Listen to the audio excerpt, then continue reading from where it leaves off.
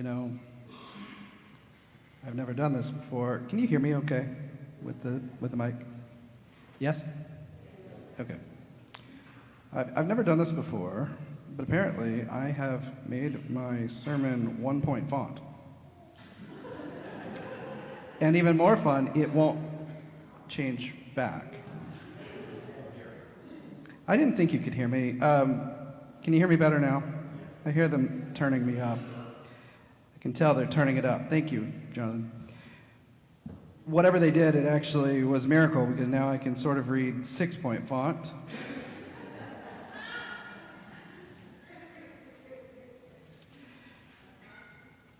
In 2003, on a wall in the West Bank, a graffiti artist stenciled an image that has become one of this artist's most popular pieces. It's called Flower Thrower, or Love is in the Air. It portrays a man lobbing what you think would be a grenade, a bomb, but it's actually a bouquet of flowers. This artist's most famous artwork you've surely seen. It's of a little girl with her hand outstretched, trying to grasp a red heart-shaped balloon. And often accompanying the image is a variation of the phrase, "There is always hope." Banksy, as the artist is known, became a global phenomenon because of art like this. Banksy has a way of piercing through rubble and ordinary spaces with graffitied social commentary that at first seems light, but then packs a punch. Because of this, in a 2019 poll, Banksy was voted Britain's favorite artist of all time, ahead of anyone else in the world ever. I don't know, Lynn, if you voted in that one or not. We'll have to ask you at the annual meeting if you agree. Another significant reason as to why Banksy is so beloved has something to do with the fact that no one knows who Banksy actually is. The art usually pops up in unexpected places like those that popped up in 2022 in Ukrainian war zones.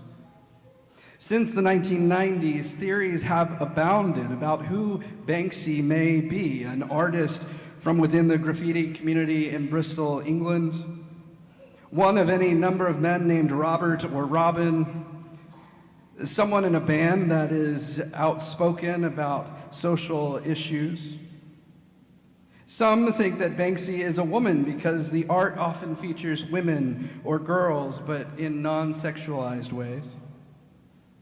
Some think Banksy, not unlike my favorite theory about Shakespeare, is actually a collective of artists whose work together make up the identity and image and lore of Banksy. There's no shortage of theories or interest about Banksy's identity. It's hard to know for certain, but it's safe to say that at least some of the value of Banksy's art and brand, which sometimes pieces of art sell for millions of dollars, it's due, at least in part, to the blank canvas of his or her or their identity.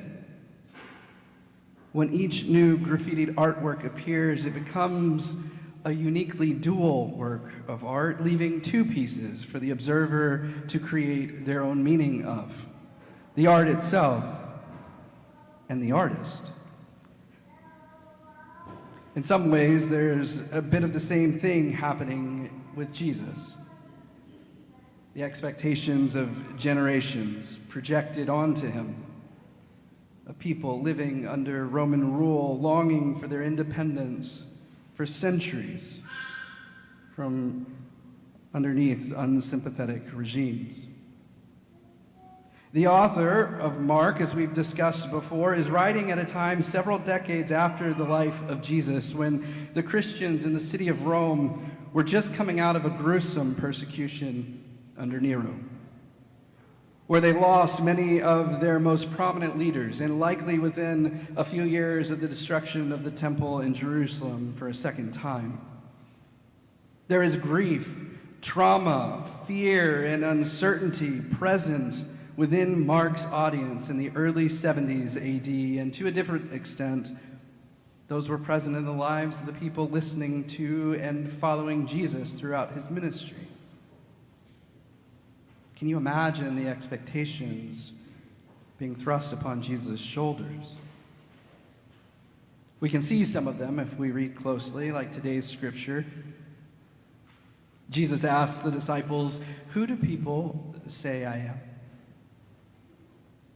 The question arises in Mark's gospel right after an odd story of Jesus needing two takes at healing a blind man. At first, the man's vision partially returns, but it seems like he only has a kind of vision like mine without glasses. Just blurry trees and talking smudges. But then Jesus heals him a second time, and that one takes. And the man has perfect vision. It's a metaphor for Mark about the misunderstandings around Jesus' identity. "Who do people say I am?" Jesus asks his disciples. Some say John the Baptist, others say Elijah, still others that you're one of the prophets. Some say you're a part of the graffiti community in Bristol. Some say you're in a band. Still others say you're just a collective of artists under the name Jesus. But who do you say I am? Jesus probes. "You're the Messiah," Peter blurts out like it's his Sunday school answer during the moment of wonder. This story becomes a hinge point for the entire gospel, shifting from a first half of the book that focused more on the showy sides of Jesus' power, his signs and miracles and wise teachings, to a second half that centers on his humility and sacrifice, a strange kind of power that people don't like or want or appreciate. Not in his time, not in Mark's time, not in ours. This is centrally located within the book, but the question he poses is the central question of the gospel. Who do you say I am? From the beginning, when he bursts onto the scene and is baptized, and the voice from heaven declares he's the Son of God, all the way to Palm Sunday and the cross and the empty tomb, the question echoes, who is this? He's an enigma that his followers have tried to pin down for millennia now. Some were faithful in their efforts, some well-intentioned, others misinformed, and still others nefarious. It's provided careers for some people and cost the same of others. Yet here we are this morning trying to answer the same question, who do you say I am? Even the most prominent theologians of the 20th century have tried to decode it. Consider the likes of Karl Barth, Paul Tillich, Reinhold Niebuhr, and James Cone. One day they're traveling to Caesarea Philippi when who should come along but Jesus? And he asked these four theologians the same Christological question, who do you say I am? And Karl Barth stands up and says, you are the totaliter aliter, the vestigius trinitatum, who speaks to us in the modality of Christomonism. Unprepared for Barth's brevity, Paul Tillich stumbles out, you are he who heals our ambiguities and overcomes the split of angst and existential estrangement. You are he who speaks of the theonomous viewpoint of the analogia entis, the analogy of our being and the ground of all possibilities. Reinhold Niebuhr gives a cough for effect and says in one breath, you are the impossible possibility who brings to us, your children of light and children of darkness, the overwhelming oughtness in the midst of our fraught condition of estrangement and brokenness and the contiguity and existential anxieties of our ontological relationships. Finally, James Cone gets up, and as Jesus is writing something in the sand, he raises his voice. You are my oppressed one, my soul's shalom, the one who was, who is, and who shall be, who has never left us alone in the struggle. the event of liberation in the lives of the oppressed, struggling for freedom, and whose blackness is both literal and symbolic. Jesus stands up, and the pillars of modern theology lean over in anticipation to hear what he had to say. But written in the sand was one simple word. Huh?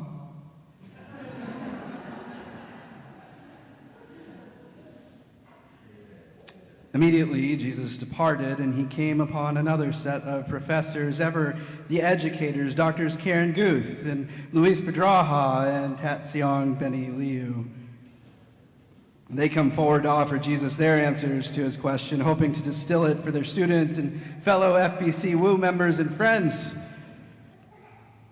I'm kidding, Karen. I'm not going to embarrass myself trying to properly attribute quotes to you in this context. But I do wonder what we might say, though, as FBC Woo. With our mix of theologians and ethicists and anthropologists, MDivs and educators, those in healthcare and helping professions, those of us who are retired or in school or newcomers to Worcester or your first Sunday at FBC Woo, those of us experiencing challenges or health scares, some enduring financial hardships, relationship fractures, others who are afraid and traumatized by the chaotic and harmful world we're living in, still others who somehow find this moment to be what they envision the world should be. Who do you say I am? Jesus, the evangelical Republican who blesses America and believes we are a Christian nation, who drives a huge SUV with those little cute stickers of his family on the back, and who sends his kids to a Christian school, or at least a public school, where they read the Ten Commandments and recite the Pledge of Allegiance. He says that last part's okay because they give a shout out to his father in the pledge. Jesus, ever this Republican, hates gay marriage, believes in a strong national defense, and like a bloody atonement, he supports tax cuts for the wealthiest 1% and corporations because of the trickle-down effect. Who do you say I am? Jesus, the progressive Democrat who loves America's enemies and supports people who don't work, who provides free handouts and health care in his downtime. He freeloads off people, protesting by day and couch surfing by night. He's a pacifist, but also a social justice warrior. He excoriates anyone who backs the blue, but extols those who vote blue. If he had a home, it would have solar panels, and if he had a car, it would be an electric one, but not a Tesla. Instead, he walks or rides a bike. He eats organic, is vegan when it's affordable, and wears rainbow colors every chance he gets. Who do you say I am? Jesus, the cosmic Santa, has a list, checks it at least twice, and honestly, he just hashtag blesses us with all the stuff we have, because clearly what we're doing is working and means we haven't been naughty. Which is why Jesus doesn't want politics in this pulpit, or any pulpit, lest the privileged members leave who haven't had to worry about their safety being impacted by craven politicians or cruel policies. Who do you say I am? Jesus, the genie of infinite wishes, grants us whatever we want because all he wants is for us to be happy, not good or decent or kind, but just happy. Jesus, the divine vending machine, responds to us most of the time, giving us what we deserve based on what we do or don't, what we give or don't, who we help or don't. Sometimes he gives us a treat, other times nothing at all for our efforts. Jesus, the atheist, the humanist, the historical person but non-deity, the demigod, the sage, the kook, the enigma. Who do you say I am?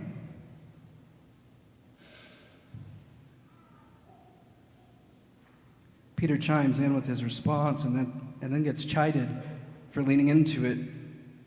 For Jesus, his identity as God's anointed one, as the Messiah, means more than political and military expectations. His use of power is subversion, resistance, defiance. His kind of power deals not in death and domination, but transformation. And that looks like humility and compassion, not ego and cruelty. It looks like kindness and goodness, not bigotry and misogyny. It looks like truth and solidarity, not thousands of lies and exploitation. It looks like sacrifice and loving his enemies, not scapegoating and celebrating the deaths of his enemies. I don't know if you saw the news this week. A team of investigative reporters published an article with Reuters claiming they had figured out Banksy's real identity. They showed their work, and it makes good sense, but their decision to unmask his identity or her identity or their identity was met with a mix of what you'd expect. People who were intrigued and others who were incensed. These reporters tracked him down with photos, previous theories, interviews, an arrest record, and good old-fashioned sleuthing that took them all the way to Ukraine and back. The central question, maybe even more than that of who he or she or they is, or whether they should have unmasked Banksy at all, is what will it mean for Banksy's art? Will it end because Banksy is too well known now? Will Banksy get arrested for vandalism now?